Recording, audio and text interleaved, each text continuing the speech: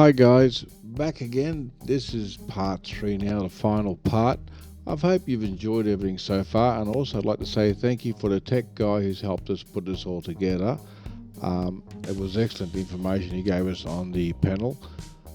So watch the rest of it, enjoy it, and let me know later on. Don't forget to subscribe. Thanks guys. Yeah, so, alright, what else can I show you? Actually, I'm just going to make a surface here. Go projects, new, test, okay,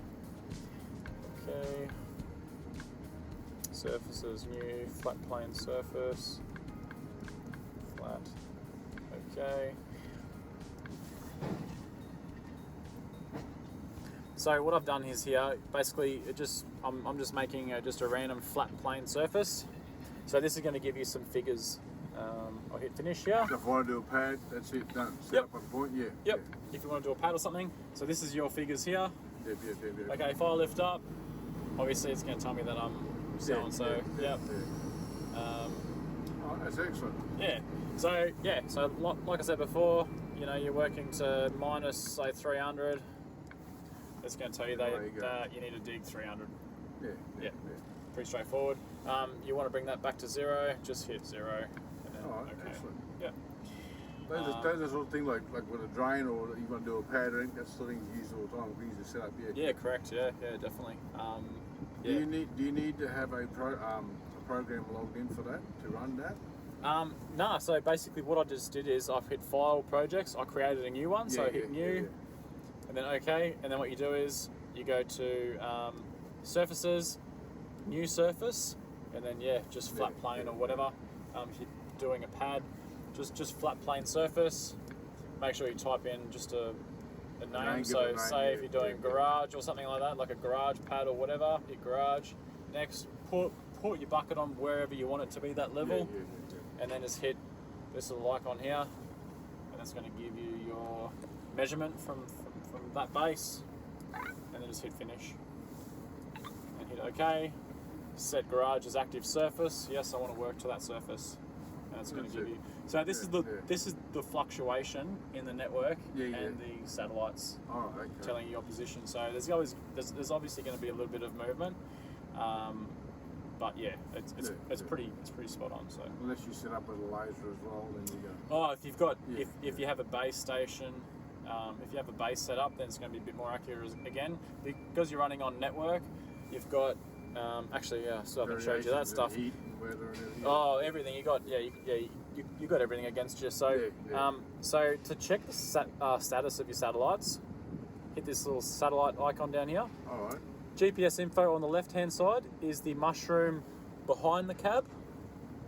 Okay, so this is telling you you've initialized your horizontal RMSs are 7 mil and vertical RMSs 11 mil. That's pretty bang on. That's pretty good. All right. So at the moment, you're tracking 8 American satellites and 6 Russian satellites.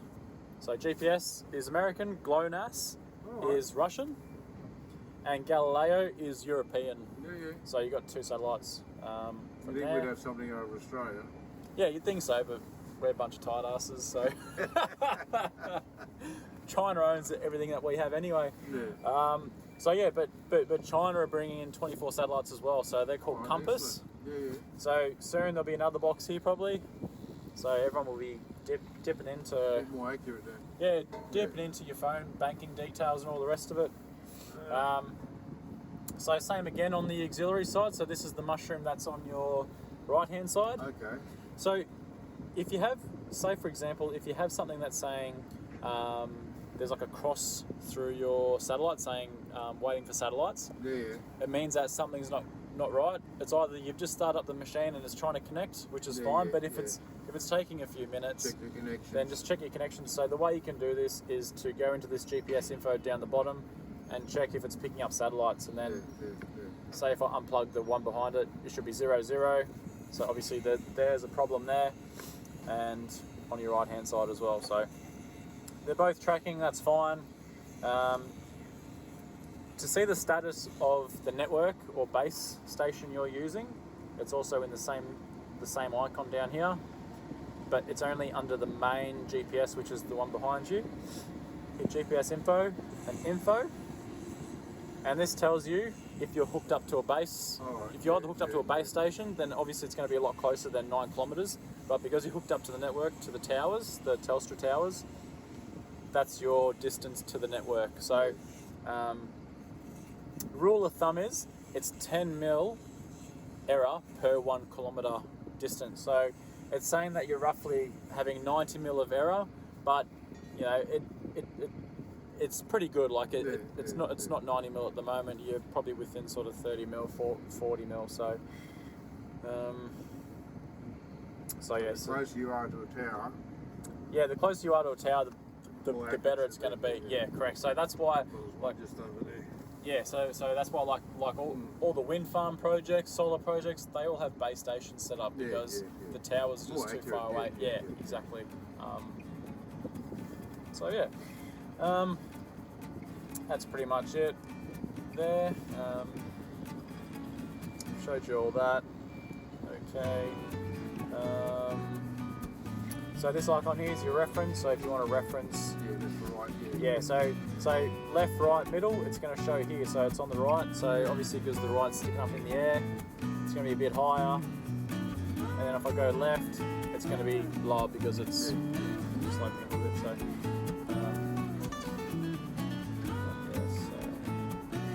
yeah. That's pretty much about it. Yeah, that's pretty much it. I hope for you guys that are new to Topcon that you're able to pick up a few tips from this. It's helped me a lot, and I think it will help a lot of people.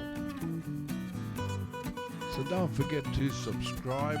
Let me know what you think in the comments down below. If you'd like to see some more videos like this, let me know and I'll try and put together what I can. Now remember, this is the first time we've done this, so we're all new to this. So hopefully we've done something to help you along.